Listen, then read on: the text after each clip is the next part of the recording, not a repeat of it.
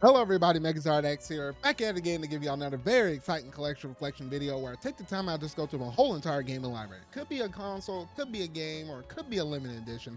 But today we're going to be talking about none other than Super Smash Bros. Ultimate for the Nintendo Switch. Yes, you knew it was only a matter of time before I managed to talk about one of the king of all kings when it comes to first party Nintendo games that still currently resides in the top 10 selling in terms of all of its million sellers. And I'm like, oh my goodness, yes, this is truly a game to behold, though.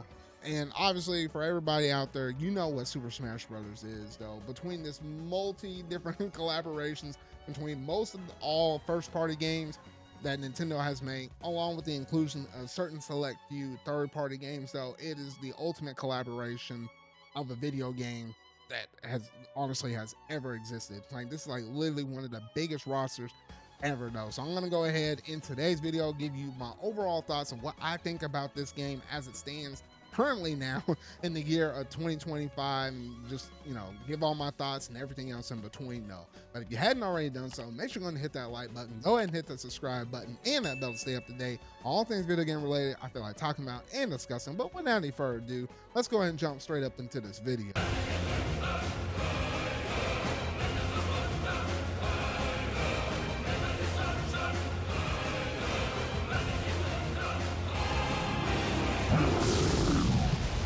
Super Smash Bros. Ultimate for the Nintendo Switch. Man, oh man.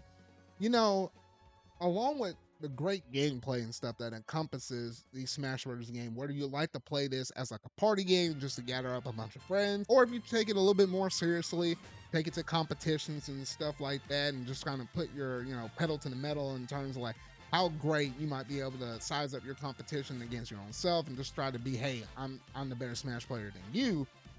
Say equally as important as all of that is the announcements and reveals and the lead up to a new Smash Brothers game, though, because everybody always wants to know who's in and who's out. So honestly, I can just recall back on a lot of the different video presentations where they've been in Nintendo Directs. If they showed up for like a quick little brief announcement thing for like the Game Awards and stuff, like I remember a lot of the different announcements, and there's like a few of them that always will resonate really strongly with this one game in particular. And one of the ones I have to go back to is that really presentation, because I was like, what the actual heck? Everybody was begging their mama for the longest time to get Ridley up in the game. Obviously, he was kind of in the game in the past in terms of like Smash Bros. 4, in terms of like a boss fight, but in terms of a playable character, people were just like, man, is it too big? Is that the excuse or whatever, though? But man, oh man, when he came out and started, you know, crushing, when he came out swinging and started crushing heads and stuff and dropping people like flies left and right, I was like, man, oh man, when he was just swinging that hat around and stuff and looking you straight up in the eye, though, I was like, heck freaking yes. Another one I always resonate really fondly with is the inclusion of King K. Rool. Like, that was one I always kind of wish that would happen, but I didn't think necessarily that it would ever truly happen. But lo and behold, I was like, dang, when I saw that one trailer for him, though, I was like, heck freaking yes. Like, we hadn't seen too much in terms of the Donkey Kong Country trilogy here as of late, but you know what? Hey, regardless of say, I was all down for it, though. Man, oh man, that dude was as cool as all get out, though. You had the inclusion of like the Belmonts and stuff like that with Castlevania and such. And then obviously, like, in terms of first party characters, oh man, when they threw in my girls Mythra and Pyra, like, oh man, it was just a dumb rap, though. Like, those are like one of my few mains I still even use up until this day, though. But I would say in terms of a strong third party one that I still vividly remember was that Sephiroth reveal. Like, that was at the Game Award presentation and stuff like that. I remember watching that with a bunch of my buddies on Discord. That reaction is still on my channel even until this day. If you're curious about it, just look it up. And man, oh man, we were all popping off. I just wasn't expecting anything on that levels. Yes, they were drumming up Final Fantasy VII Remake. Like, you know, that series was already on and going at that point. It only kind of made sense at that point. But man, oh man, that was a pretty lit announcement. And then you can always remember the very last character that was introduced. That being Sora, that got introduced into the game. And, you know, everybody was begging and pleading with them almost just as much as like having Goku in Smash, though. But you know, Sakurai managed to come out and say, hey, you know what, we ain't gonna give you Goku. It has to be an original video game character, one that originated from that. So that technically rules off Goku though. But maybe someday, maybe we might be able to get it though.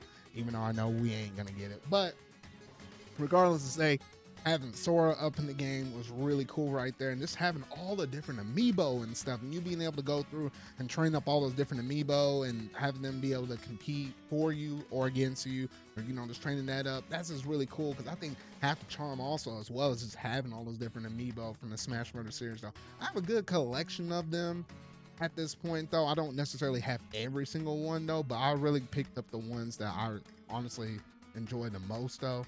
But yeah, that's just another cool aspect I really love about this game though. Now, in terms of the online, that's the most nitpicky thing, because a lot of people, they might play the game offline though, but most of y'all out there probably play the game online. You're really trying to, test your metal out against everybody else there in the world though. And, for the most part, the Smash Brothers series isn't really known for the best netcode, because it just ain't even a thing really though. Like you typically will notice your connection kind of dropping left and right though. I remember back in the Super Smash Bros. Brawl days, like that was abysmal. Smash 4 actually got a little bit better, and it wasn't necessarily too bad, but it was still kind of there though. And Smash Bros. Ultimate, I would say for like the first couple of years when it was on the market, it was kind of hit or miss. Here lately, when I jumped back up in it, hey, unless the other person is having a really bad connection, if they just have somewhat of a solid connection, I'm not really noticing much of any issues though. I feel like they ironed out quite a bit of stuff behind the scenes that a lot of people just ain't really recognizing, because I don't know, unless you're just like a diehard, you might not necessarily be going through and still be playing this game up until this day though, unless you just pick it up from time to time though. But regardless, hey, I still really enjoy it. In terms of like a single player campaign, I don't think anything is ever going to live up to the Subspace Emissary days. Like, that campaign was so good within Brawl back on the Wii, though. It's just going to be really hard to top it. Obviously, they tried to do a little bit of a spin on it with World of Light here in this game, though. And I managed to go through, beat the whole thing, though. But I don't know, the experience was kind of a little bit more of a lackluster one. It's like, it was kind of cool for certain scenes, like at the very beginning, maybe towards the very end, though. But it kind of misses that kind of moment, though. Like, honestly, Subspace Emissary was like Marvel Cinematic Universe for Nintendo before that was even a thing though. I was like, what the heck though? And so I'm hoping at least Sakurai will go back and look at that game and see why that single player campaign was so great, and at least get somewhere on the level of that maybe within the next Smash Bros. Game, because honestly at this point Sakurai more than likely is probably working on that game as of this given moment though. But yeah, single player, it just kind of left a little bit more to be desired though. But a couple things I did like about just being able to play, whether you're just playing with a group of casuals or something like that, party mode or whatever though, is the additional modes and features that were implemented in this game that we didn't quite see in some past games. Like, for example, you can do like a 3v3 or like a 5v5 where it's like you versus one other person, and you get to choose like 3 or 5 different characters. And then it's like, they had stocks and stuff. And like, once you get knocked out, then you throw in a completely different character. Those are some modes I kind of wish that were also in the online mode version as well. But those were some modes that I got to play really fondly with my brother, or just whoever else that happened to want to play this game while they were at my house and stuff like that. And I kind of wish they would kind of capitalize a little bit more so on that regard, at least when they move on in terms of the future though. And then I also like the little bit of updates they managed to do here and there though, because even for me as a Smash Bros. Fan, like I know how to do some some decent aerials, like up aerials or like down tilts and stuff. Those are kind of like the easiest stuff to do even back in the Smash 4 days and stuff like that though. But the toughest thing for me was always doing like a short hop or like a short forward air or a short back air or something like that, or a short hop down aerial or something like that. Those were always hard for me to pull off. But in this game, they managed to release an update. I can't remember if it was at launch or it was an update, shortly after launch stuff, where you can literally hit the X button being jump, and the A button being your attack and hitting it in any one of those directions, and then boom, you're hitting off short aerials like left, right, up and down or whatever though. For a lot of people, I think they're just used to hitting the jump button being the button though. But since I grew up with Smash Bros. Being on the original Nintendo 64, I'm used to having the stick to be my jump though. So that's just been great for me for the whole entire series, from that to Super Smash Bros. Melee, Brawl, Smash 4 for 3DS and Wii U. That's just part of my nature in terms of when I'm playing through this game though. But having little short things like that that's kind of make me a little bit even more so competitive versus like I just wasn't pulling half of the stuff while I'm doing in Ultimate now versus what was currently available in Smash 4 at that time though. So those are some really cool things I really could get behind in this game as well though. Now I talked about the characters in terms of like their announcement, reveal trailers and stuff, but when you sit back and look at the whole entire roster, like, oh my goodness gracious, the roster for the characters and the courses though. But in terms of the character, man, I never thought we'll get so close. Like, it was roughly around 85-ish or so characters, give or take, including the Echo Fighters. So I'm not really like discouraging them or anything like that. I'm including them up in there. 85-ish characters. Like, what on earth, Sakurai? Like, I know you're working yourself down to the bone though, and I'm glad you managed to get yourself somewhat a little bit of break or a little bit of fresh air with you doing that YouTube and series and such though. But like, man, you're crazy, man. They include that many characters, and to pull that stuff of everyone is here. Like, even thinking back to that original Super Smash Bros. Ultimate trailer where they were showcasing it off around, E3 was still a thing back then though.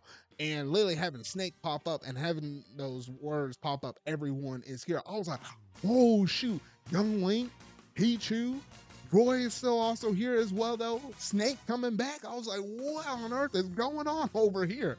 I was like, my goodness though. And that at that point, I knew this was gonna be a great stinking game. Now, granted, in terms of like the future, I was like, I don't know if they're ever gonna be able to pull this stunt again though. And then the courses, almost all the courses came back. Not every single thing. There's some that are missing. I think a few from Melee, and I think there's like a handful or so maybe missing from the 3DS version, and some that are missing from like the Wii U stuff though. But they managed to get a good chunk of them back. Obviously, you do have the stage builder and stuff make a return as well. So I mean, there was like a lot of features and a lot of content and stuff that kind of kept you coming back for Super Smash Bros. Ultimate. Or you're interested in the online, you want to do some of the single player campaign stuff, you just want to do like some special event stuff or whatever though. I mean, granted, they weren't any trophies or anything like that, but in spot of trophies, you also managed to have the inclusion of the spirits, which actually allowed to have even more gaming representation, not just for first party stuff, but also this third party stuff in general, because then you start using those spirits in what was the World of Light. So those kind of went equally hand in hand though, and there were some bad people out there that would just go through and collect all the spirits. Could not be me. There's just too many hundreds of them for me to spend all the time to go through and find everything or like fuse them together just to create new ones. That ain't my life though. However, I do respect the game if you manage to pull that mess off though. But regardless, to say, Super Smash Bros. Ultimate is such a really great, phenomenal game. A lot of different modes, a lot of different diversity. The characters are great. The stages are great. There's not really anything bad you can pick out of it unless you're just a person that really likes to play this game online and you have a nitpick on the way how the matchmaking and the connections is. For that regard, I understand you though. But outside of that, even if you're playing with LAN connections or playing locally or whatever though, or if you do have between you and a friend a really good solid internet connection, there's not much negative you can honestly say about this game in general though. And I really love and adore this game to there and back. And also kind of brings into question, well, what in the world would Nintendo do or Sakurai for the next Super Smash Bros. Game? I feel like that roster has to be cut down all the way to like Melee size. And then even at that, then you can kind of go back and rework, some of the different character moves and stuff. Like Mario's been rocking like a solid 6-8 moves or whatever since I felt like the Melee brawlish days, and not too much has been going on much different for him. But then seeing all these crazy new moves with like, for example, the Tekken character that's up in there, like, man, that dude has like 21 different moves over there, depending on the way how you tilt the stick. Like, you gotta find a way to check and balance in that mess, though. I feel like a lot of the DLC characters are better than the baseline characters, though. So I feel like, reducing the roster and then retweaking everybody's different movesets and stuff, I feel like that might be the way to go in terms of a new Smash Bros. Game, though. But Who's to say how much longer we'll have to wait until we have the next Smash Bros. Game for the Nintendo Switch 2, though. But it's only a matter of time. Give it probably a couple more years or so. But I'd like to hear all your thoughts down in the comment section down below. What all do you think about Super Smash Bros. Ultimate? Do you really love and adore this game just as much as me? Are there some nitpicks or some other things that you're really fond of, or you had some really nice memories? I would love to see all of those thoughts down in the comment section down below. And that's going to basically do it in terms of today's video, though. So if you really like this video, make sure you're going to hit that like button. Go ahead and hit the subscribe button and that bell to stay up to date on all things video game related I feel like talking about and discussing. And if you're curious, or if you want to become a channel member, and you just want to support the channel just a little bit more, then feel free to hit that join link down below, though. But that's going to do it for today. Now, remember, y'all, until our video I make next, see y'all.